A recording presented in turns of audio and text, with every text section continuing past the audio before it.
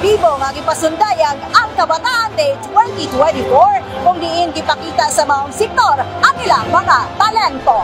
Nagmalampuson ang pagsaulog sa Kabataan Day subay sa pagsaulog sa ika-23rd araw ng Panabo kung diin gipakita sa mga kabataan ang ilang kaisog sa pagpasundayag sa katawhan nga adunay sagol nga kulbahinam nga dance moves sa kahanginan.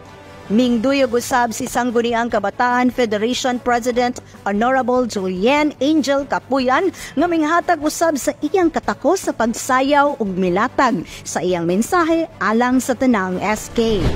Akong dakong kalipay nga malampuson gyud ang nahitabong Kabataan Celebration 2024 sugod pa sa Activity 1 nga gipahitabo namo ang tree planting dito sa Upper Likanan, which is daghan kay men in uniform ug mga SK chairperson ug mga CDYDC ang ni-participar. And of course karong gabi una na malampuson gyud ug nahuman na gyud ang Zumba Kabataan, and hopefully next year na pod mapalampuson ug mas maayo pa ang atong Kabataan Day.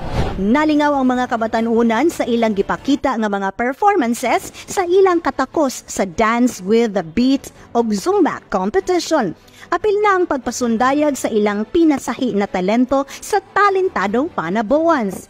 Kini inubanan sa pagpanguna sa Local Youth Development Office ug sa paggiya sa lokal nga panggamhanan sa syudad sa Panabo. Daghan kayong salamat sa mga kabatanunan na ning apil sa ato ang Kabataan Night ug sa ato mga SK chairman, sa ato ang mga youth sectors no na active kaayo na nag-apil sa kalihukan sa Local Youth Development Office. Thank you kayo and happy araw ng Panabo. At ulusab sa maong selebrasyon, nakigduyog ang mga Panaboans kay national artist Mateos nga usa ka sikat na singer-songwriter nga mingkanta sa hit song nga Catriona.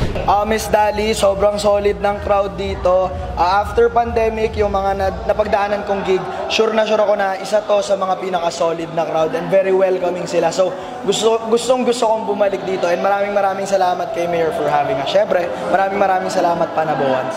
God bless! Kabataang Panaboans, suportahan ta! Kauban sa camera, Richard Ligtas, kini si Dali Amag nga gikan sa City Information Office Broadcast Services alang sa Frontline News Panabo. Importante, inform!